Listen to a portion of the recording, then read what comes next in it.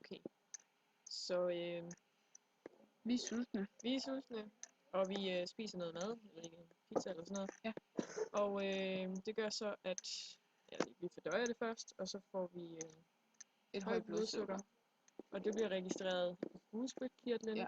Og bugspytkirtlen sender så insulin ud videre til leveren og ud til sådan, cellerne og musklerne og fedt og alt sådan noget.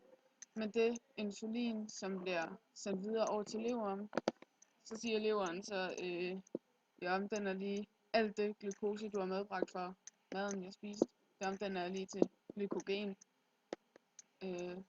Og så sender den det videre ud i blodet. Yes, og det medfører så, at vi får sådan lavere blodsukker.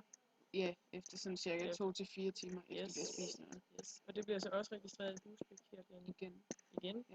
Og så får vi så sender bugspytkirtlen så glukagon ud videre til leveren. Yes. Og leveren den registrerer så, at nu skal jeg så omforme det her glykogen til glukose, hvilket det så sender videre ud i blodet igen, og hvilket så resulterer i, at vi øger vores blodsukker igen. Yes, og så er vi sultne. Og så er vi sultne igen. Yes, og det gør jo ligesom, at vi får sådan nogenlunde konstant blodsukker. Ja. Yes, det var det.